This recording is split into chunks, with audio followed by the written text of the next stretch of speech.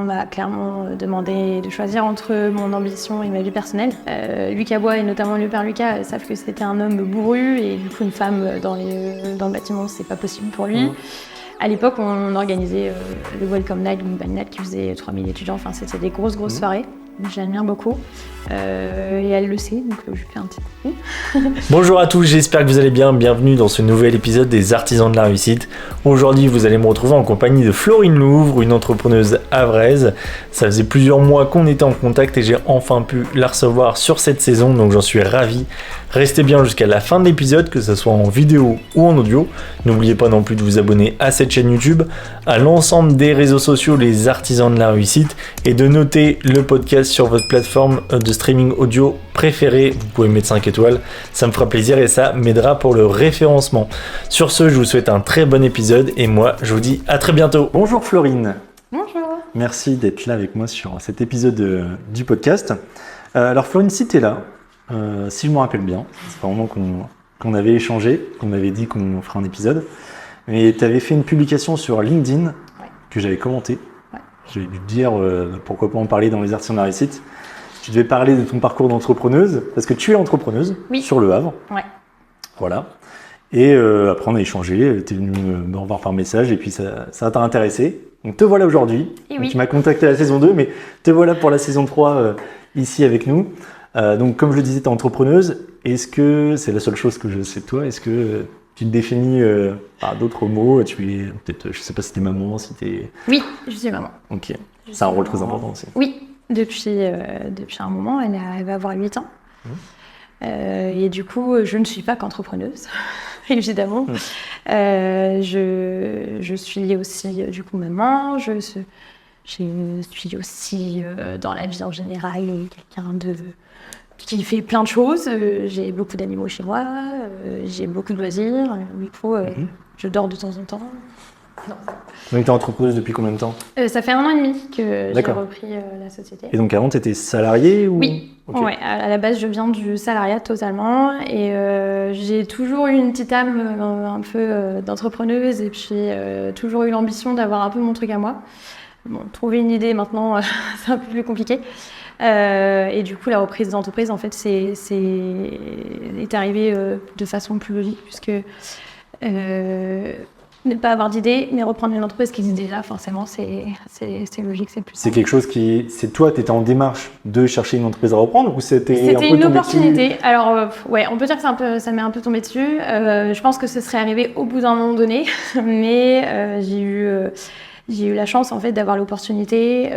J'ai un des meilleurs amis de mon conjoint, du coup, qui était dans l'entreprise familiale de son père. Et puis son père commençait à souhaiter vendre l'entreprise, mais il savait pas trop à qui ni comment. Son fils qu'on connaît très bien, il savait pas quoi faire non plus. Il avait pas forcément envie de reprendre tout seul. Et du coup, alors ça date depuis quelques années déjà. En 2019, on avait échangé l'idée de pourquoi pas s'associer. Puisque lui a vraiment le côté technique et moi j'ai le côté vraiment marketing commercial. Donc on s'est dit mais pourquoi pas combiner nos compétences. Et puis le Covid. Donc forcément ça revient. Voilà, ça a arrêté tous nos projets. J'ai décidé du coup d'évoluer dans l'entreprise où j'étais. J'ai pas mal évolué, j'ai pas mal appris. Et du coup je pense qu'au final ça a vraiment conforté. C'était un mal pour un bien finalement. Exactement. Et puis j'ai eu un petit déclic fin 2021. J'ai perdu un de mes animaux. Et ça s'est pas très bien passé avec mon entreprise. On m'a clairement demandé de choisir entre mon ambition et ma vie personnelle. Et dans ma tête, ça a fait tilt en mode non, en fait, c'est pas possible, je veux donner du sens à ce que je fais. Et du coup, je l'ai recontacté, cette amie qu'on voyait régulièrement, mais là, je lui ai dit écoute, faut qu'on parle. Est-ce qu'on déciderait pas de se lancer maintenant, parce que sinon, on le fera jamais. Et du coup, quelques mois après, on était partis voir son père un soir, et on lui a dit écoute, on veut racheter. Et on a lancé les démarches, on a pris le temps. Ça a mis 1 an, on a trouvé des financements, on a eu très rapidement un financement, donc on était très contents. Et puis au 1er janvier 2023, c'était officiel, on était de nouveaux gérants, donc on est 2 associés d'une affaire familiale et du coup 3e génération, donc c'est une fierté quand même.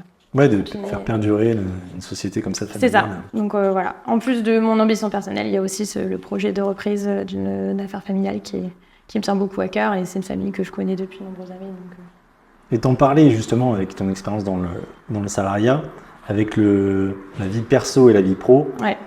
Quelle importance tu as entre ta vie perso et ta vie pro? Alors, moi, je suis quelqu'un qui me donne à fond dans le boulot. Enfin, dans ce que je fais en général, mais dans le boulot, vraiment, je me donne à fond. Si on m'arrête pas, je suis en taureau, je fonce. Mais quand j'ai décidé de reprendre l'entreprise, vu ce qui m'était arrivé auparavant, en fait, quand j'ai perdu mon animal, je me suis pas rendu compte qu'il était pas bien parce que ça faisait 2-3 soirs que j'entrais entre 19h et 21h. Okay. Et qu'il faisait nuit à cette époque, c'était l'hiver, donc c'est un cheval, donc du coup je ne pouvais pas voir qu'il allait mal. Donc en fait, j'ai eu la culpabilité de me dire j'ai pas su m'en occuper comme il fallait.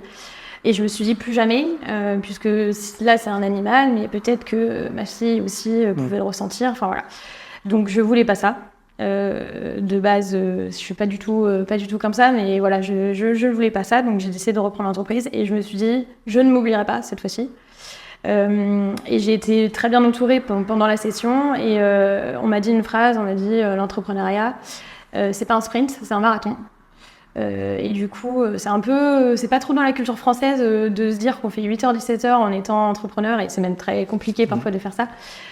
Sauf que j'ai de la chance, j'ai une contrainte qui fait que je n'ai pas le choix de le faire, c'est que j'habite loin du Havre et qu'il y a des heures de garderie, donc en fait les heures de garderie déterminent les heures de travail. Mais c'est un mal pour un bien, parce que ça me permet de garder cet équilibre vie pro, vie perso, et même parfois de m'autoriser à prendre des après-midi.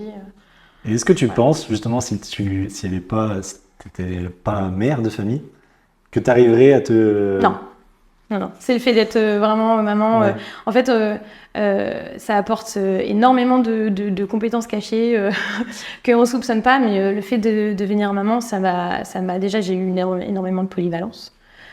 Ça c'est indéniable, toutes les mamans le savent, mais aussi ça permet de prendre beaucoup de recul et puis d'avoir quelque chose qui nous attend à la maison. Alors évidemment j'ai autre chose, mes animaux, mon conjoint, mais en fait un petit être vivant, on ne peut pas ne pas le nourrir, on ne peut pas ne pas penser à lui ni le laisser sur le bord de la route en disant je vais te chercher à 22h, c'est pas possible. Et donc ça permet d'avoir un équilibre. Donc moi je veux garder cet équilibre, et au final j'ai vu un changement radical aussi dans ma vie perso, où mon épanouissement avec eux et en même temps au travail faisait qu'il y avait pas de soucis. C'était assez fou. C'est ce qui fait que tu peux avancer aussi dans le pro. Et je regrette absolument pas. Florine, c'est quoi ta plus belle réussite? Alors, personnellement, j'en ai plein, mais on va plutôt parler du pro. J'ai passé un master en validation des acquis de l'expérience en 2023 aussi, donc j'ai tout fait en même temps. Et quand je me suis inscrite à ce master, pour la petite histoire, je souhaitais un poste de cadre dans mon ancien poste, dans mon ancien travail, et on m'a refusé ce poste. Enfin, je l'ai occupé, mais on me l'a refusé définitivement parce que je n'avais pas bac plus 5 et selon eux, du coup, pas les compétences. Du coup, je dis c'est pas grave, je l'aurai ce bac plus 5.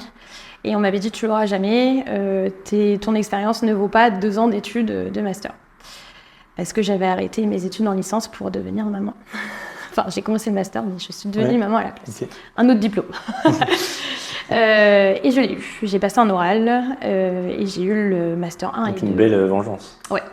Vengeance, je sais pas, mais c'est une satisfaction. Un beau pied de nez, de dire surtout voilà. Quand on te fait croire que c'est pas possible. Oui, c'est ça. Moi, je suis quelqu'un d'assez déterminé, donc quand je veux quelque chose, je vais jusqu'au bout. Même parfois, ça peut un peu me desservir parce que si je vais pas dans la bonne direction, voilà. Mais j'y croyais. Et j'étais persuadée que mon parcours, aussi atypique soit-il, pouvait valider ces 2 ans, et ça a été validé. Et ils ont même pas eu de débat solo là-dessus. Voilà, ils ont débattu très vite et du coup, j'ai été diplômée. Donc, assez fière de ça. Et en réussite personnelle, du coup le fait d'être maman.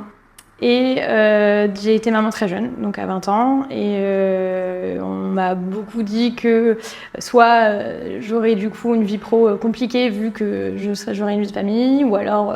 Quand on est jeune, oui, tu seras plus avec ton conjoint, t'auras pas, voilà. Mais en fait, si. Tout s'est très bien passé et on a tenu bon, et j'ai tenu bon. Et c'est vrai que la première année en étant maman, quand on perd tous ses amis, quand on ne peut plus sortir en boîte de nuit toute jeune, toute étudiante, voilà, forcément c'est compliqué. En plus de ça, j'étais plus sur le Havre, je suis allée habiter avec mon conjoint qui était à l'époque du côté de Kennemerville, donc très loin, dans la campagne. Voilà. Et du coup, j'avais un peu l'impression de me dire, voilà, qu'est-ce que j'ai fait alors que j'étais sûre de moi. Enfin, on a souhaité en avoir un. Et au final, je me dis que ça, c'est aussi un beau challenge de voir notre famille, tout ce qu'on a pu faire et tout ce qu'on peut faire à la fois s'épanouir professionnellement et personnellement. Je me dis, je suis contente. Ouais, oui, c'est un beau parcours en tout cas. Oui, ouais, je suis assez contente de ça. C'est quoi tes valeurs? Famille, beaucoup de rigoler, enfin de joie, d'optimisme. En fait, je suis quelqu'un de très optimiste. Je me laisse pas abattre. Alors, j'ai des moments où... T'as des moments moins bien. Voilà, j'ai des moments moins bien où je peux rester sous la couette et dire que ça va pas. Mais je me dis toujours qu'à un moment donné, ça va rebondir. Voilà, quoi qu'il arrive, en fait, j'avance. Je suis en haut, je suis en bas, mais quoi qu'il arrive, j'avance. Ça va tourner, là où va tourner, ça va être pour du bon, quoi qu'il arrive. Et je suis têtue, mais encore une fois, c'est mon caractère de taureau qui ressort, mais je suis déterminée là-dessus. Quand on est allé voir le père du coup de mon associé pour lui dire qu'on va reprendre, c'était pas gagné. Les gens qui connaissent Lucas Bois et notamment le père Lucas savent que c'était un homme bourru et du coup une femme dans le bâtiment, c'est pas possible pour lui.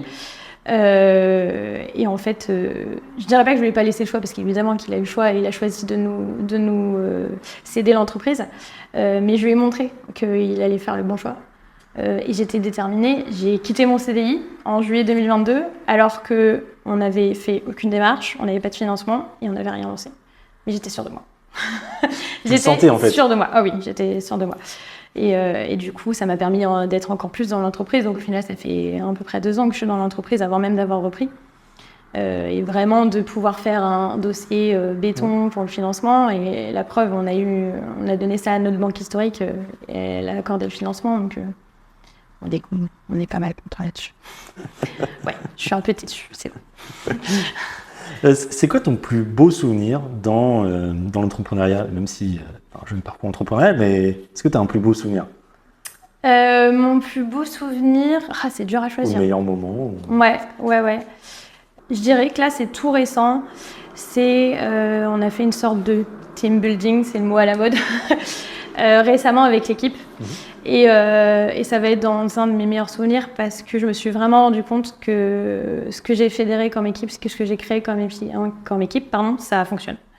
Et on s'entend très bien. Alors, tout n'est pas tout rose et on n'est jamais toujours d'accord, c'est normal et on est là pour travailler.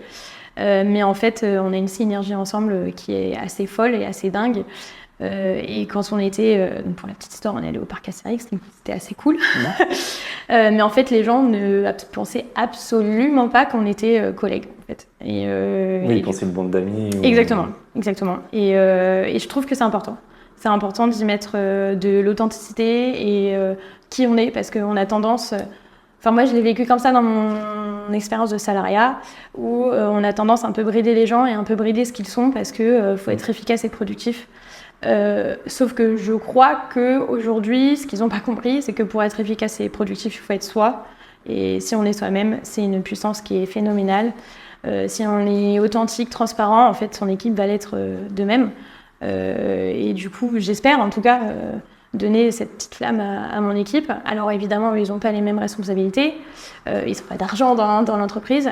Et pour autant, j'ai un exemple flagrant. Il y en a, les 2 salariés sont en congé cette semaine, au moment où on tourne la vidéo. Ils sont venus, du coup, prendre un café, faire un déjeuner, voilà, spontanément, parce qu'en fait, ils ont besoin de ces relations autant que nous, on en a besoin. Oui, tu sais, du moment où la personne est en congé, elle vient quand même prendre un café. Tu sais que normalement, c'est qu'elle se sent bien là où elle travaille. Voilà, c'est ça. On a cette petite anecdote où parfois on dit aux clients on retourne à la maison, au bureau. Donc c'est assez drôle. C'est la deuxième maison. Voilà, c'est ça. Et au contraire, c'est quoi ton plus mauvais souvenir, ou est-ce que tu as eu un échec? Oui, j'ai eu ce fameux échec où j'ai occupé un poste de cadre et où je n'ai pas pu et pas su le garder. Et qu'on a pris quelqu'un qui sortait de diplôme à la place et elle était très compétente, il n'y a pas de souci là-dessus, mais du coup ça m'a un peu brisée parce qu'on m'a donné beaucoup d'espoir et j'avais eu l'impression qu'on voyait en moi l'ambition que j'avais et en fait non. Donc j'ai cette expérience-là et j'ai aussi une expérience, j'ai été dans les représentations étudiantes en étant étudiante. En fait, j'ai toujours été représentante de quelque chose quand j'étais jeune, conseil de la vie lycéenne, tout ça, bref. Et notamment pendant les études, au Havre, il y a beaucoup d'associations étudiantes. Et j'ai eu la chance d'être élue, du coup, avec une équipe présidente de la Fédération des étudiants. Je ne sais pas si tu connais. Non, je ne connais pas du tout. C'est la Fédélache. À l'époque, on organisait le Welcome Night, Goodbye Night, qui faisait 3000 étudiants. Enfin, c'était des grosses soirées, des gros budgets, donc des choses hyper intéressantes à organiser, subventionnées par la mairie, donc aidées par la mairie, en contact avec évidemment les institutions. Et pareil, je donnais beaucoup de mon temps. Et en fait, pour le coup, c'est ma première erreur de management. Je n'ai pas vu que je prenais trop de place par rapport à mon équipe. Et au bout de mon deuxième mandat, où je voulais moi faire un deuxième mandat, ils ont demandé que je démissionne. D'accord. Et du coup, j'ai pas eu le choix de partir, sauf que pour le coup, je pense que j'ai vécu un mini burn-out. En fait, c'est ça qui m'a fait quitter les études. Donc j'ai arrêté mes études, je suis pas allée en cours, je me levais plus, je restais dans mon lit, je déprimais carrément de me dire passer de ça à avoir sa tête sur les abribus, à faire des soirées tout le temps et être tout le temps dans l'organisation à rien du tout. Ça a été un coup dur pour moi et j'ai pas su me relever tout de suite. Et du coup, j'ai eu d'autres objectifs et d'autres projets. Et heureusement, j'avais mon conjoint pour me soutenir et ma famille. Et c'est ce qui fait qu'aujourd'hui, j'ai pu remonter la pente. Mais ça aussi, c'était un petit peu un coup dur. Et aujourd'hui, avec le recul, qu'est-ce que ça t'a apporté justement Et ça m'a montré ce qu'il fallait pas faire en management. Clairement, aujourd'hui, toujours dans ma petite tête, j'ai non, tu ne feras pas ce que tu as fait à l'époque. Et je m'en étais même pas rendu compte. J'étais encore une fois dans mon truc. Donc ça m'est venu comme ça d'un coup, je m'y attendais absolument pas et du coup toute mon expérience pro a été dirigée dans le sens où je ne serais pas cette personne que... Mais finalement du coup ça t'apporte quand même quelque chose. Oui. Et c'est vrai que les échecs on n'en parle pas tous les jours, pas forcément, on parle de ce qu'on réussit, mais je trouve ça important aussi maintenant de parler plus aussi de ce qu'on a pu échouer parce que ça peut aussi être bénéfique pour la suite. Ah mais carrément, personnellement, professionnellement. Ça m'a servi, c'était une grande leçon et ça m'a permis aussi de un peu retourner les pieds sur terre, d'être un peu plus humble sur ce que j'avais, puisque je cumulais beaucoup de mandats et du coup j'étais un peu partout et en fait non, c'était que éphémère tout ça et du coup j'ai pas mal appris de leçons grâce à ça. Mais j'en suis très contente de ce que j'ai fait, du parcours que j'ai fait et aujourd'hui les personnes qui étaient dans mon équipe, je n'ai aucun souci avec eux. Et on pourrait même pas expliquer vraiment ce qui s'est passé, mais c'est mon cerveau à essayer d'enlever tout ça de ma tête. Alors on va faire une petite aparté. Je demande maintenant aux invités de poser une question au prochain invité sans savoir qui c'est. Forcément. Ok. Une question comme ça libre. Alors j'ai une question un peu particulière qui a pour le coup rien à voir avec la réussite. Ouais. Mais c'est la question du précédent invité. Et après il faudrait que tu poses toi une question. Ouais. Donc sa question c'est quoi le dernier truc que tu as mangé ? Petite pause habituelle pour vous rappeler de vous abonner aux différents réseaux sociaux Les Artisans de la Réussite, à la chaîne YouTube et de noter le podcast sur les plateformes de streaming audio, c'est très important pour le référencement. Je vous en remercie d'avance et je vous laisse avec la fin de cet épisode. Je sais pas qui c'est, mais alors quand je vais voir qui ça va être drôle. Le dernier truc que j'ai mangé, c'est ce matin, mon petit déjeuner. Voilà, donc c'était du skyr, si vous voyez ce que c'est. Du skyr. Du skyr. Le truc, le fromage frais islandais, là, machin, je sais pas quoi. Ah ouais. Ah oui, ouais. comme du fromage blanc. Ouais, ça s'appelle du skyr. D'accord. Très protéiné, en gros, okay. Voilà, avec des céréales à la noix, tout ça, machin. Ouais. Ok. Petit déjeuner healthy. Ouais, mais pas assez. Mais ouais, je fais ça depuis un moment. Parce que l'entrepreneuriat, c'est bien, mais ça fait grossir. Donc tu fais attention à... Depuis peu, ouais, parce que en un an et demi, moi je me sens pas trop, je suis quelqu'un de très nerveux et très stressé, ça se voit, mais je me sens pas vraiment trop nerveuse ou stressée puisque je suis bien où je suis. Sauf qu'en fait, mon corps, il m'a dit touk, déjà j'ai eu 30 ans, et puis j'ai pris 8 kilos en un an, et j'ai perdu beaucoup de cheveux, enfin bref, voilà quoi. Donc on m'a dit, faut faire un petit peu attention. Les restos, c'est sympa, mais... il faut diminuer. Voilà. Après, il faut se faire plaisir aussi, mais il faut avoir... Oui, mais bon, parce que je pense que tu sens aussi quand tu manges mieux, je pense que tu vas te sentir aussi plus en forme dans ta vie carrément. pro et tout, peut-être plus productive, etc. Carrément. Et du coup, on essaye avec ça, à l'équipe aussi, de ne pas se faire avoir avec ça, ou on essaye de faire des pauses régulièrement pour aller un peu marcher. Ah oui, donc tu véhicules ça au sein de tes équipes aussi. On fait un réveil musculaire, on essaye vraiment parce que comme quoi je me rends même pas compte que parfois j'influence, mais en fait, la personne qu'on a embauchée il y a 1 an maintenant, Marie qui est avec nous, que tu vois sur les réseaux, et ben elle aussi elle a pris du poids. Et je me dis mince, c'est à cause de ma façon de manger. Du coup, je l'ai embarquée là-dedans. Donc du coup, on s'embarque pour perdre du poids. D'accord, très bien. Bon alors, Florine, maintenant c'est à toi de poser une question. Ouais. Je vais te laisser regarder la caméra qui est là en face de toi. Et tu peux poser une question. Alors, question. Si c'est en rapport avec la réussite, c'est mieux. Oui. Après, c'est toi qui vois. C'est comme si tu étais en train, toi, d'interviewer, comme si tu avais interviewé la prochaine personne et que tu aurais une question à lui poser. Ok. Que tu avais un podcast. Voilà, un podcast, Florine. Ok. Wow. Tu peux poser une question au prochain invité. Qu'est-ce que tu aimerais lui demander? Qu'est-ce qui compte le plus pour toi dans ta vie pro? Tu pourras voir qui c'est à la sortie de l'épisode. Ah, cool. Déjà, tu vas pouvoir voir qui t'a posé la question. Cool. Qui est une question quand même rien à voir avec la réussite. Je pense qu'il avait faim, je sais pas quelle heure il était, mais... C'était en fin de journée. Donc peut-être qu'il avait faim. Le dîner se profilait. Effectivement, il avait peut-être faim, c'est pour ça qu'il a dit ça. Florine, est-ce que tu as des conseils à donner pour, entre guillemets, réussir?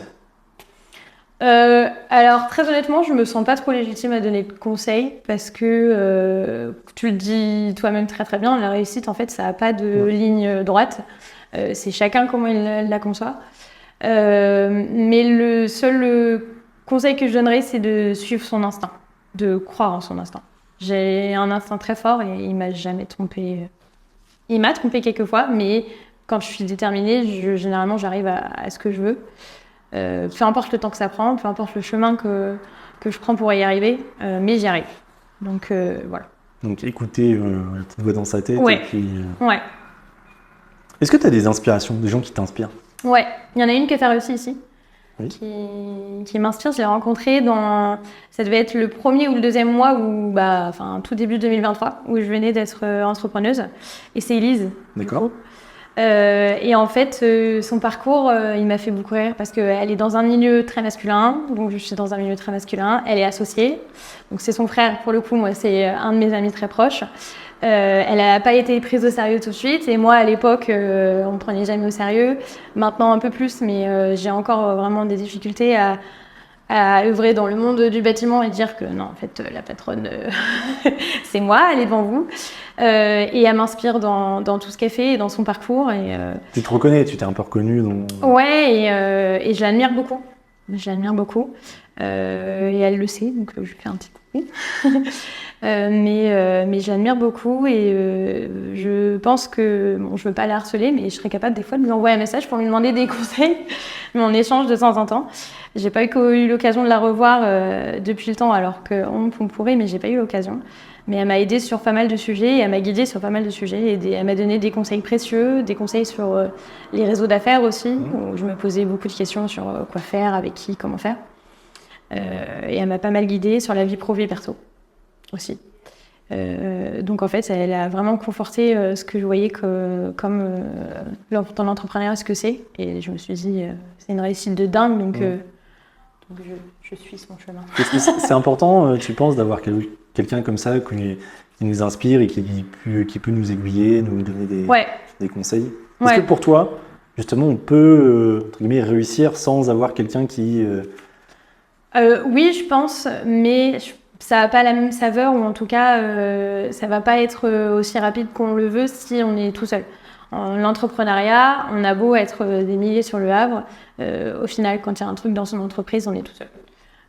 Même si on est très bien entouré, même si on est aidé, même si on a du réseau, au final, les responsabilités, elles nous sont propres.